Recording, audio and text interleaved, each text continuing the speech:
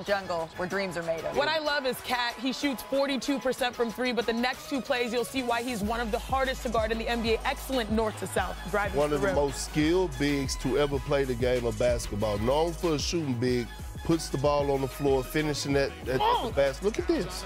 Come on, the best shooting down big. here.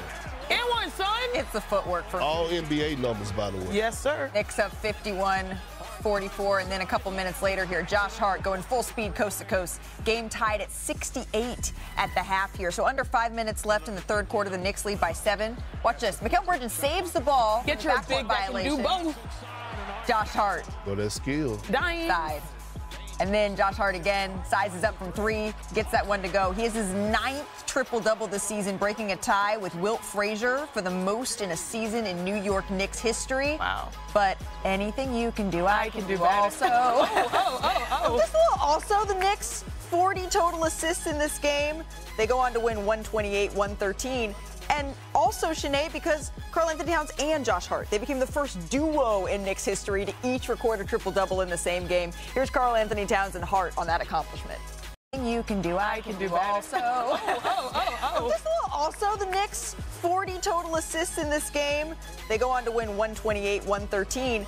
And also, Sinead, because Karl-Anthony Towns and Josh Hart, they became the first duo in Knicks history to each record a triple-double in the same game. Here's Karl-Anthony Towns and Hart on that accomplishment.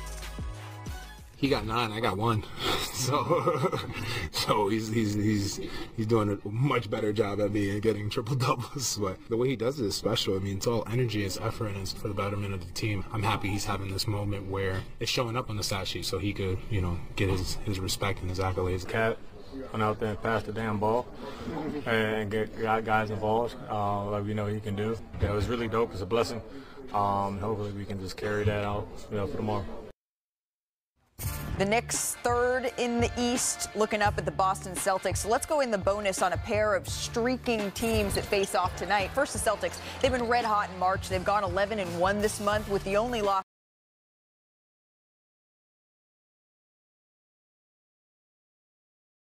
coming to the Oklahoma City Thunder. Boston, they revved up their offense this month. They're scoring at the pace of last year's team's all-time best offense. And the Suns, they've won 4 straight, including wins over the Cavaliers and the Bucks to take over that 10th spot. The Suns are just outside of the top 10 defensively during the stretch after being the worst team in the NBA the last month and a half here. So here's how ESPN Bet Sportsbook sizes up tonight's matchup in Phoenix here. The Celtics are 5.5-point favorites, whilst the over-under is set at 220.5 here. So let's welcome in our reporter covering the Boston Celtics, Tim Bontemps here. Tim, the Celtics, the regular season games are all good and well, but they are focused here on the postseason and getting through it healthy. We saw Jason Tatum go down with that ankle injury, and I understand just in the last few minutes here, there's been a development on his status. What more can you tell us?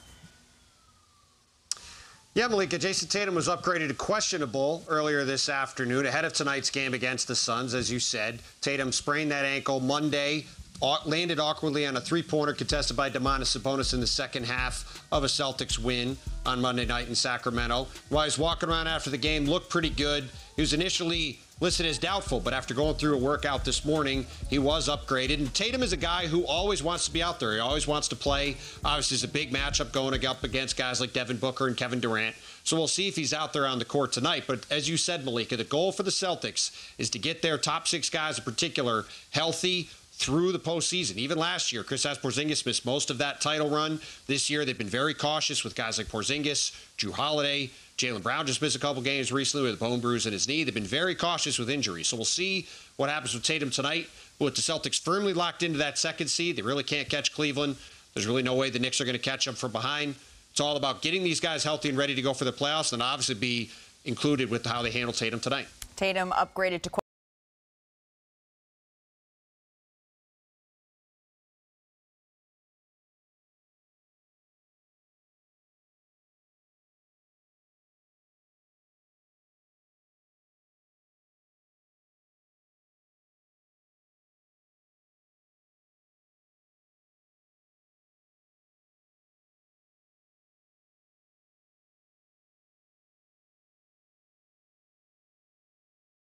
confident, understanding that, what's ahead and how tough it was last year, expected to be tougher this year.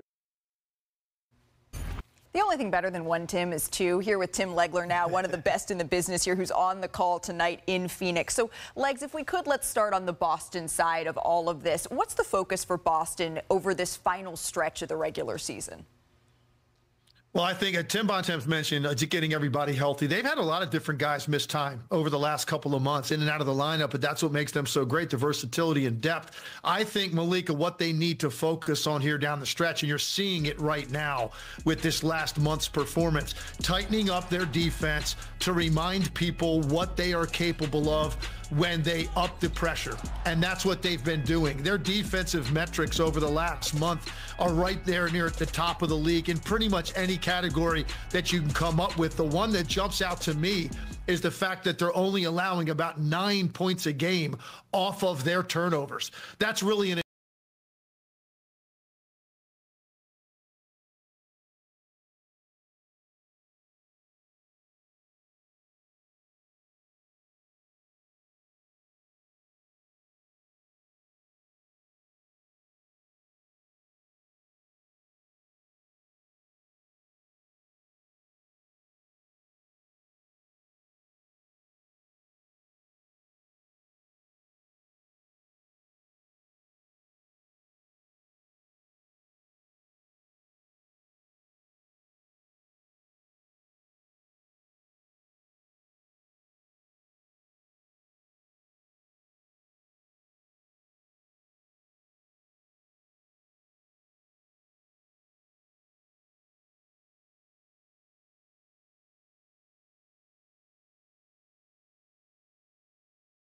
But there's another key component. Those guys are great most nights. This Ryan Dunn, right, the rookie that they drafted, who's been in and out of their lineup, in and out of their rotation, minutes been very inconsistent for him. He's now become a starter, and he's averaged 14 points a game himself over the last 6 games. It's a big deal, Malika, for this reason. They desperately need Ryan Dunn on the floor defensively. His length, his ability to pressure opposing guards, and you know what that looks like in the West. Every night you're getting one of those guys who can light you up. He's so good with his feet and